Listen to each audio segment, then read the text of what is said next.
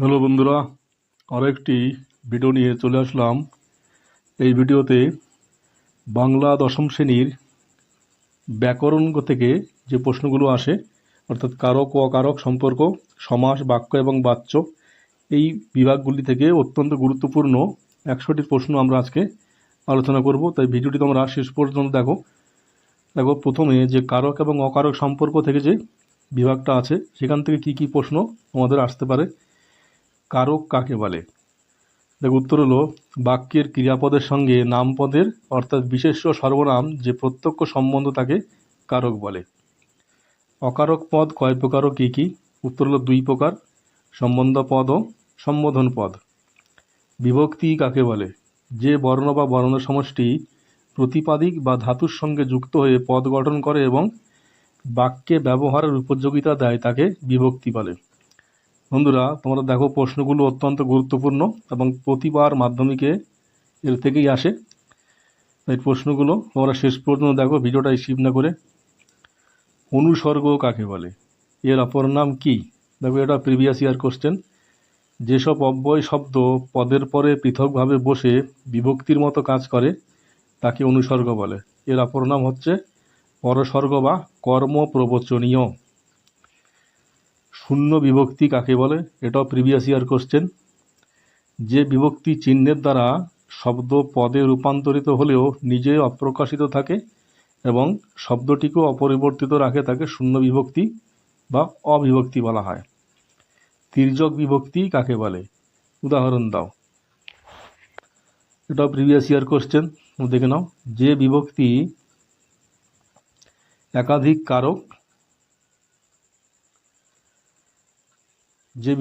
একাধিক কারকে ব্যবহৃত হতে পারে তাকে তির্যক বিভক্তি বলে। যেমন এ বিভক্তি, এটা প্রায় সব কারকেই বসে। প্রযোজ্য কর্তা কাকে বলে? উদাহরণ দাও। এটা প্রিভিয়াস ইয়ার কোশ্চেন, অত্যন্ত গুরুত্বপূর্ণ। প্রযোজ্য কর্তা প্রধান কর্তার প্রেরণায় যে কাজ সম্পন্ন করে তাকে প্রযোজ্য কর্তা বলে। যেমন মা শিশুকে চাঁদ দেখাচ্ছেন, এখানে শিশু প্রযোজ্য কর্তা। এবার দেখো, প্রযোজক কর্তা কাকে বলে? প্রশ্ন দুটো কিন্তু একই রকম হলেও কিন্তু একই রকম নয়।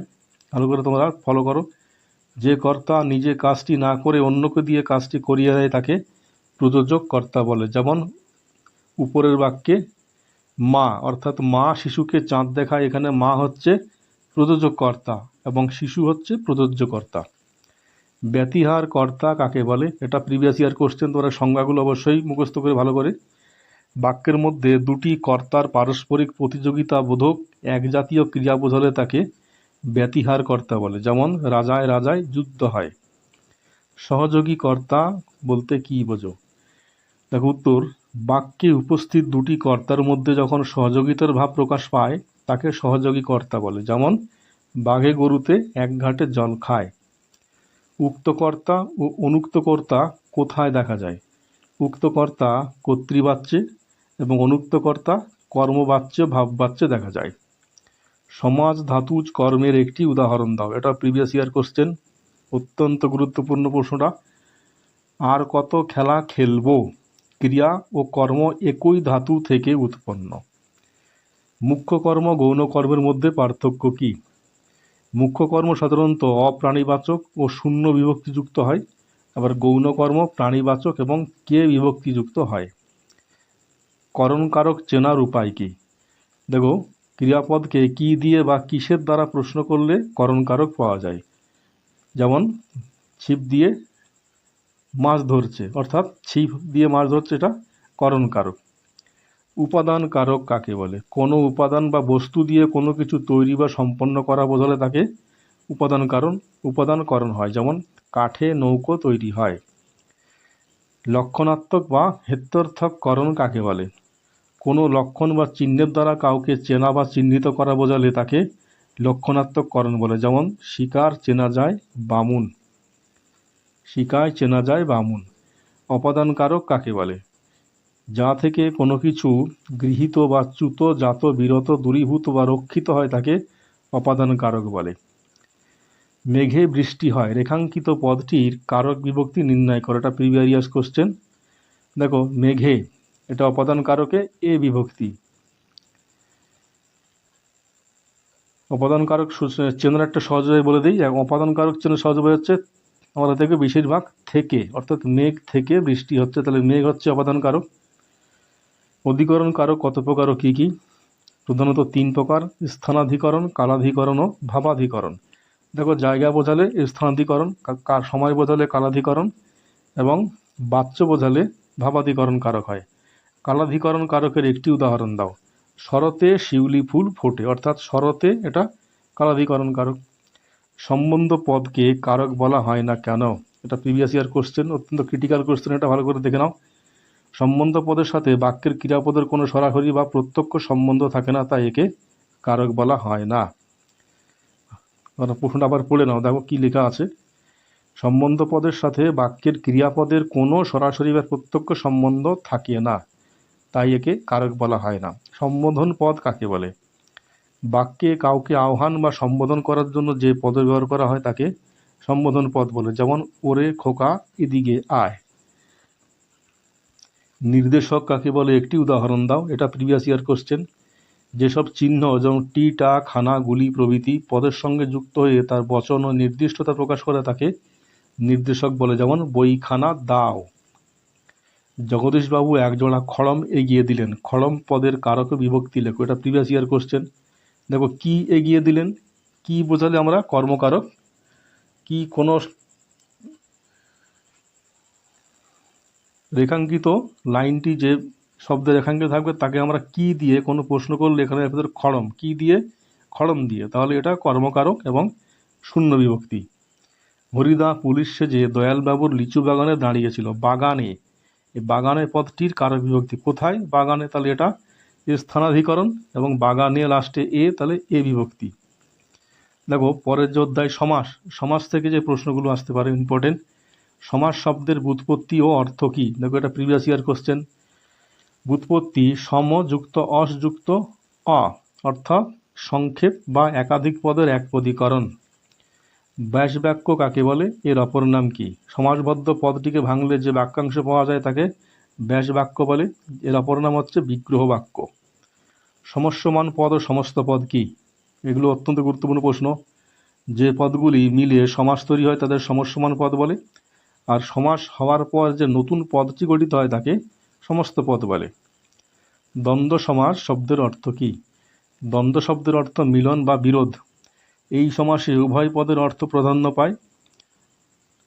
অলোপ সমাস বা অলুক সমাস কাকে বলে? এটা প্রিভিয়াস ইয়ার কোশ্চেন।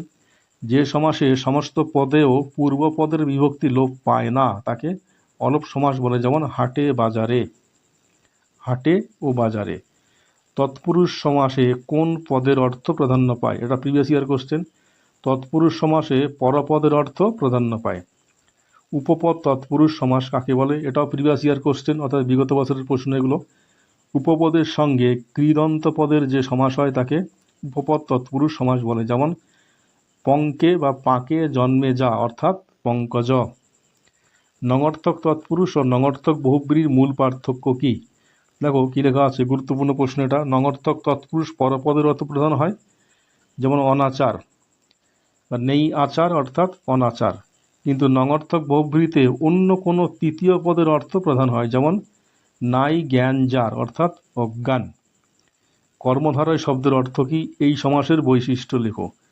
কর্মধারয় শব্দের অর্থ যিনি কর্ম ধারণ করেন। এখানে বিশেষণ ও বিশেষ্য পদের সমাস হয়, অর্থাৎ পরপদের অর্থ প্রাধান্য পায়। উপমিত ও উপমেয় কর্মধারয় সমাসের প্রধান পার্থক্য কি? এটা প্রিভিয়াস ইয়ার কোশ্চেন এবং অত্যন্ত গুরুত্বপূর্ণ প্রশ্ন এটা। উপমেয় কর্মধারয় সাধারণ ধর্মের উল্লেখ থাকে না এবং উপমেয় পদটি আগে বসে, যেমন মুখ চন্দ্রের ন্যায় চন্দ্রমুখ। আবার উপমিত সমাসেও সাধারণ ধর্ম থাকে না, তবে এতে কাল্পনিক তুলনা বেশি স্পষ্ট হয়। রূপক কর্মধারয় সমাস কাকে বলে? উদাহরণ দাও। এটাও প্রিভিয়াস ইয়ার কোশ্চেন। উপমেয় ও উপমানের মধ্যে অভেদ কল্পনা করা হলে রূপক কর্মধারয় সমাস হয়, যেমন মনরূপ মাঝি। অর্থাৎ তোমরা দেখবে যে রূপ জাতীয় কোনো শব্দ ওখানে থাকলেই সেন্টেন্সে এটা মোটামুটি রূপক কর্মধারয় হয়। মধ্যলোপপদী কর্মধারয় সমাস কাকে বলে? এটা প্রিভিয়াস ইয়ার কোশ্চেন। যে কর্মধারয় সমাসে ব্যাসবাক্যের মধ্যস্থিত ব্যাখ্যামূলক পদ লোপ পায় তাকে মধ্যপদলোপী কর্মধারয় সমাস বলে, যেমন সিংহ চিহ্নিত আসন সিংহাসন বা সিংহের ন্যায় আসন সিংহাসন। দ্বিগু সমাসের প্রধান বৈশিষ্ট্য কি? পূর্বপদটি সর্বদা সংখ্যাবাচক বিশেষণ হয় এবং পরপদটি বিশেষ্য হয়, আর সমস্ত পদটি দ্বারা সমাহার বা সমষ্টি বোঝায়। বহুব্রীহি শব্দের অর্থ কি? এই সমাসের মূল নিয়ম কি? এটা অত্যন্ত গুরুত্বপূর্ণ প্রশ্ন। এটা বহুব্রীহি শব্দের অর্থ হলো বহু ধান আছে যার, অর্থাৎ ধনী ব্যক্তি। এই সমাসে পূর্বপদ বা পরপদ কোনোটির অর্থ প্রধান না হয়ে অন্য কোনো তৃতীয় পদের অর্থ প্রধান হয়। ব্যতিহার বহুব্রীহি সমাস কাকে বলে? একটি উদাহরণ দাও। একই ক্রিয়ার পারস্পরিক বিনিময় বোঝালে যে বহুব্রীহি সমাস হয় তাকে ব্যতিহার বহুব্রীহি বলে, যেমন হাতে হাতে যে যুদ্ধ, হাতাহাতি। নিত্য সমাস কাকে বলে? এটা প্রিভিয়াস ইয়ার কোশ্চেন। যে সমাসের ব্যাসবাক্য হয় না অথবা ব্যাসবাক্য করতে গেলে অন্য পদের সাহায্য নিতে হয় তাকে নিত্য সমাস বলে, যেমন অন্য গ্রাম অর্থাৎ গ্রামান্তর। বাক্যাশ্রয়ী সমাস কাকে বলে? এটা অত্যন্ত গুরুত্বপূর্ণ প্রিভিয়াস ইয়ার কোশ্চেন, তোমরা এগুলো অবশ্যই মুখস্থ করবে। ব্যাকরণে তোমাদের ওখান থেকে 12 নম্বর থাকে, 4 নম্বর এমসিকিউ এবং 8 নম্বর এসিকিউ ধরনের প্রশ্ন দেওয়া হয়। তাই এই সেটটা তোমরা ভালো করে মুখস্থ করো, একদম 12 নম্বর অবশ্যই কমন পাবে। এবং বলে রাখি, আমাদের এই সমস্ত স্টাডি ম্যাটেরিয়ালটি তোমরা ডেসক্রিপশনে দেওয়া লিঙ্ক থেকে একদম ফ্রিতে পেয়ে যাবে। এবং আরও বলে রাখি যে আমাদের বাংলার 10ম শ্রেণীর বাংলার অধ্যায় ভিত্তিক প্রতিটি প্রশ্ন উত্তর আমাদের চ্যানেলে দেওয়া আছে। দেখো পরের প্রশ্ন, বাক্যাশ্রয়ী সমাস কাকে বলে? এটা প্রিভিয়াস ইয়ার কোশ্চেন। দেখো উত্তর কী লেখা আছে। যখন কোনো একটি সম্পূর্ণ বাক্য বা বাক্যাংশ সমাসবদ্ধ পদ হিসাবে কাজ করে তখন তাকে বাক্যাশ্রয়ী সমাস বলে, যেমন বসে আঁকো প্রতিযোগিতা। তপস্বীর ন্যায় বেশ বেশ, ব্যাস বাক্যটি সমাসবদ্ধ করে সমাসের নাম লেখো। এটা প্রিভিয়াস ইয়ার কোশ্চেন। তপস্বী বেশ, এটা হচ্ছে উপমিত কর্মধারয়। হিমালয় শব্দটির ব্যাস বাক্য সহ সমাসের নাম লেখো।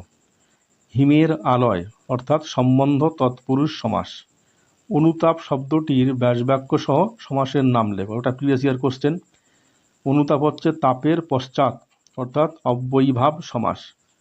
দশানাঙ্ক শব্দটির ব্যাস বাক্য সহ সমাসের নাম লেখো। এটা হচ্ছে দশ আনঞ্জার, এটা হচ্ছে বহুব্রীহি সমাস। কোন সমাসের পূর্বপদের অর্থ, কোন সমাসে পূর্বপদের অর্থ প্রাধান্য পায়? এটা হচ্ছে অব্যয়ীভাব সমাসে। দ্বিগু ও সংখ্যাবাচক বহুব্রীহির মধ্যে একটি পার্থক্য লেখো। দ্বিগু সমাসে পরপদের অর্থ এবং সমাহার প্রধান হয়, অন্যদিকে সংখ্যাবাচক বহুব্রীহিতে অন্য কোনো তৃতীয় পদের অর্থ প্রধান হয়। পাদপ শব্দটির ব্যাসবাক্য ও সমাস নির্ণয় করো। পাদে অর্থাৎ পা দিয়ে যা পান করা হয় বা পা দিয়ে পান করে যে, এটা হচ্ছে উপপদ তৎপুরুষ, লাস্টে যে থাকলেই উপপদ তৎপুরুষ তোমরা ধরে নাও। যথাশক্তি পদটির সমাস নির্ণয় করো। শক্তিকে অতিক্রম না করে, এটা হচ্ছে অব্যয়ীভাব সমাস। দেখো পরের যে বিভাগ বাক্য, সেইখান থেকে প্রশ্নগুলো কি কি প্রশ্ন গুরুত্বপূর্ণ দেখে নাও। বাক্য গঠনগত ও অর্থগত শ্রেণীবিভাগ এবং বাক্যের রূপান্তর, এখান থেকে আমরা 25টা প্রশ্ন সিলেক্ট করেছি। দেখো বাক্য কাকে বলে? পদের এমন বিন্যাস যার দ্বারা বক্তার মনের ভাব সম্পূর্ণভাবে প্রকাশিত হয় তাকে বাক্য বলে। বাক্য গঠনের 3টি প্রধান শর্ত বা গুণ কি কি? এটা প্রিভিয়াস ইয়ার কোশ্চেন। বাক্য গঠনের 3টি শর্ত হলো আকাঙ্ক্ষা, যোগ্যতা এবং আসক্তি। এটা অত্যন্ত গুরুত্বপূর্ণ, ভালো করে দেখে নাও। আকাঙ্ক্ষা, যোগ্যতা এবং আসক্তি। বাক্যের যোগ্যতা বলতে কি বোঝো? Previous year question. বাক্যের পদগুলির মধ্যে অর্থগত ও ভাবগত মেলবন্ধনের স্বাভাবিকতাকে যোগ্যতা বলে, যেমন গরু আকাশে ওড়ে বললে বাক্যের যোগ্যতা হারায়। বাক্যের আসক্তি বা নৈকট্য কি? প্রিভিয়াস ইয়ার কোশ্চেন এটাও। বাক্যের অর্থ প্রকাশের সুবিধার্থে পদগুলিকে সঠিক ব্যাকরণগত ক্রমানুসারে সাজানোকে আসক্তি বলে। বাক্যের প্রধান দুটি অংশ কি কি? দেখো উত্তর কি লেখা আছে। বাক্যের প্রধান দুটি অংশ হলো উদ্দেশ্য, যার সম্পর্কে কিছু বলা হয়, এবং বিধেয়, যার উদ্দেশ্য সম্পর্কে যা বলা হয়। উদ্দেশ্যের সম্প্রসারক বলতে কি বোঝো? মূল উদ্দেশ্য পদের বিশেষণ বা পরিচয় হিসেবে যে পদ বা পদসমষ্টি আগে বসে তাকে উদ্দেশ্যের সম্প্রসারক বলে। গঠনগত দিক থেকে বাক্য কত প্রকার ও কি কি? Previous year question. গঠনগতভাবে বাক্য 4 প্রকার: সরল বাক্য, জটিল বাক্য, যৌগিক বাক্য এবং মিশ্র বাক্য। সরল বাক্য কাকে বলে? যে বাক্যে একটিমাত্র উদ্দেশ্য বা কর্তা এবং একটিমাত্র সমাপিকা ক্রিয়া থাকে তাকে সরল বাক্য বলে। জটিল বাক্যের প্রধান গঠনগত লক্ষণ কি? Previous year question. জটিল বাক্য একটি প্রধান খণ্ডবাক্য এবং তার উপর নির্ভরশীল এক বা একাধিক অপ্রধান খণ্ডবাক্য সাপেক্ষ অব্যয়, যেমন তবে, যে, সে, যদি, যখন, তখন এইসবগুলো থাকলে তারা যুক্ত থাকে। যৌগিক বাক্য কাকে বলে? দুই বা তার বেশি সরল বা জটিল বাক্য যখন কোনো সংযোজক বা বিয়োজক অব্যয় যেমন কিন্তু এবং অথবা দ্বারা যুক্ত হয় এবং একটি বাক্য গঠন করে তখন তাকে যৌগিক বাক্য বলে। অর্থগত দিক থেকে বাক্যকে সাধারণত কয়টি ভাগে ভাগ করা যায়? অর্থগত দিক থেকে বাক্যকে সাধারণত 7টি ভাগে ভাগ করা যায়: নির্দেশক, প্রশ্নবাচক, অনুজ্ঞালায়িক, ইচ্ছাসূচক, সন্দেহবাচক, আবেগসূচক এবং শর্ত সাপেক্ষ। নির্দেশক বাক্য কাকে বলে? এটি কয় প্রকার?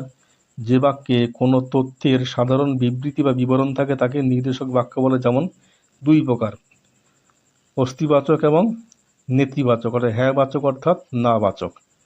অনুজ্ঞাবাচক বা অনুজ্ঞাসূচক বাক্যের একটি উদাহরণ দাও। এটা প্রিভিয়াস ইয়ার কোশ্চেন। আদেশ, উপদেশ বা অনুরোধ বোঝালে অনুজ্ঞাবাচক বাক্য হয়, যেমন রোদে দৌড়াদৌড়ি করো না, এটা এক ধরনের অনুজ্ঞাসূচক বাক্য। সন্দেহবাচক বাক্যের একটি উদাহরণ দাও। দেখো উত্তর হলো হয়তো আজ বৃষ্টি হতে পারে, এটা সন্দেহসূচক বাক্য। শর্ত সাপেক্ষ বাক্য কাকে বলে? যে বাক্যে একটি ক্রিয়া অন্য একটি ক্রিয়ার উপর নির্ভর করে তাকে শর্ত সাপেক্ষ বাক্য বলে, যেমন মেঘ করলে বৃষ্টি হবে। সূর্য উঠলে পদ্ম ফোটে, গঠন অনুযায়ী এটি কী ধরনের বাক্য? দেখো উত্তর, এটি একটি সরল বাক্য, কারণ উঠলে অসমাপিকা ক্রিয়া এবং ফোটে একটি সমাপিকা ক্রিয়া। যিনি লঙ্কা জয় করেন তিনিই রাবণ, এটি কী ধরনের বাক্য? এটি একটি জটিল বাক্য। কেন? যিনি এবং তিনি এখানে এগুলো দেওয়া আছে, এগুলো লক্ষ্য করলে তোমরা এটা বুঝে নেবে যে এটা জটিল বাক্য। আমি এলে সে যাবে বাক্যটিকে জটিল বাক্যে রূপান্তরিত করো। দেখো উত্তর হবে যখন আমি আসব তখন সে যাবে। যখন এবং তখন এখানে ইনক্লুড করা হলো। ধনবান হলেই সুখী হওয়া যায় না বাক্যটিতে যৌগিক বাক্যে রূপান্তর করো। মানুষ ধনবান হতে পারে কিন্তু সুখী হতে পারে না। হাতিটি মস্ত বড় বাক্যটিকে আবেগসূচক বাক্যে রূপান্তরিত করো। বাহ, হাতিটি কি মস্ত বড়। আকাশে মেঘ আছে কিন্তু বৃষ্টি নেই, এটি কী ধরনের বাক্য? দেখো প্রিভিয়াস ইয়ার কোশ্চেন। এটি একটি যৌগিক বাক্য। কেন? কিন্তু এবং অথবা এইসব থাকলে যৌগিক বাক্য হয়। তুমি অধম বলিয়া আমি উত্তম হইব না কেন বাক্যটিতে নেতিবাচক বাক্যে রূপান্তরিত করো। তুমি অধম বলিয়া আমার উত্তম না হওয়ার কোনো কারণ নাই। খণ্ডবাক্য কয় প্রকার ও কী কী? খণ্ডবাক্য 2 প্রকার: প্রধান খণ্ডবাক্য এবং অপ্রধান খণ্ডবাক্য। হরিদার জীবনে সত্যি একটা নাটকীয় বৈচিত্র্য আছে বাক্যটিতে প্রশ্নবোধক বাক্যে রূপান্তরিত করো। দেখো এটা প্রিভিয়াস ইয়ার কোশ্চেন। হরিদার জীবনে কি সত্যি একটা নাটকীয় বৈচিত্র্য নেই? অর্থাৎ আমরা এখানে কি ইনক্লুড করলাম এবং কোশ্চেন মার্ক ইনক্লুড করতে হবে অবশ্যই, প্রশ্নবোধক বাক্য। আজকে তার ঘরে একটা কাণ্ড হয়েছে বাক্যটিকে জটিল বাক্যে রূপান্তরিত করো। দেখো উত্তর, আজ এমন একটা দিন যখন তার ঘরে একটা কাণ্ড হয়েছে। দেখো পরের যে বিভাগ বাচ্য এবং বাচ্য পরিবর্তন, এগুলো অত্যন্ত সহজ, ভালো করে ফলো করো। বাচ্য কাকে বলে? দেখো উত্তর কি লেখা আছে। বাক্যের বিভিন্ন প্রকার প্রকাশভঙ্গি বা ক্রিয়ার রূপের পরিবর্তনের দ্বারা বাক্যে কার প্রাধান্য অর্থাৎ কর্তা, কর্ম নাকি ভাব সূচিত হচ্ছে তাকে বাচ্য বলে। বাংলা ব্যাকরণে বাচ্য কয় প্রকার ও কী কী? Previous year question. বাক্য 4 প্রকার: কর্তৃবাচ্য, কর্মবাচ্য, ভাববাচ্য এবং কর্মকর্তৃবাচ্য। কর্তৃবাচ্য কাকে বলে? এর একটি বৈশিষ্ট্য লেখো। যে বাচ্যে কর্তার অর্থ প্রধানভাবে প্রকাশিত হয় এবং ক্রিয়াপদ কর্তার অনুসারী হয় তাকে কর্তৃবাচ্য বলে। এতে কর্তায় শূন্য বিভক্তি বেশি দেখা যায়। কর্মবাচ্য কাকে বলে? এর প্রধান লক্ষণ কি? এটা প্রিভিয়াস ইয়ার কোশ্চেন। যে বাচ্যে কর্মের অর্থ প্রধানভাবে প্রকাশিত হয় এবং ক্রিয়াপদ কর্মের অনুসারী হয় তাকে কর্মবাচ্য বলে। এতে কর্তার পরে দ্বারা, কর্তৃক, দিয়ে এইসব অনুসর্গ বসায়। ভাববাচ্য বলতে কি বোঝো? Previous year question. যে বাচ্চে কর্তা বা কর্ম কোনোটির অর্থ প্রধান না হয়ে ক্রিয়ার ভাবটি প্রধান হয়ে ওঠে তখন তাকে ভাববাচ্য বলে, যেমন আমার খাওয়া হলো না। কর্মকর্তৃবাচ্য কাকে বলে? একটি উদাহরণ দাও। Previous year question.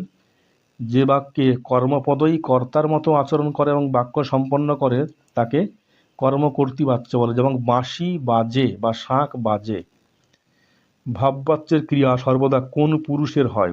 দেখো প্রিভিয়াস ইয়ার কোশ্চেন, ভাববাচ্যের ক্রিয়া সর্বদা প্রথম পুরুষের বা নাম পুরুষের হয়। কোন বাচ্যের রূপান্তর সম্ভব নয়? উত্তর হলো অকর্মক ক্রিয়াযুক্ত বাক্যের। কর্মবাচ্যের রূপান্তর সম্ভব নয় কারণ কর্ম থাকে না।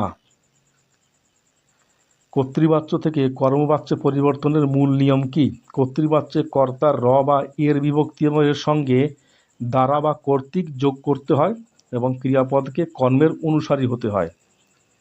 আমি গান গাইছি বাক্যটিকে কর্মবাচ্যে রূপান্তরিত করো। আমার দ্বারা গান গাওয়া হচ্ছে। মহাশয়ের কোথায় থাকা হয়? এটি কোন বাচ্যের উদাহরণ? Previous year question. এটা হচ্ছে ভাববাচ্য। থাকা হয়, খাওয়া হয়, যাওয়া হয়, এই ধরনের বাক্যগুলো বিশেষত ভাববাচ্য। এবার ট্রেনে ওঠা যাক, বাচ্য পরিবর্তন করো। এবার ট্রেনে উঠি, এটি কর্তৃবাচ্য। বড়বাবু হাসিলেন, ভাববাচ্য রূপান্তর করো। বড়বাবুর হাসা হলো। ইহা আপনার দ্বারা সম্ভব নয়, কর্তৃবাচ্যে রূপান্তর করো।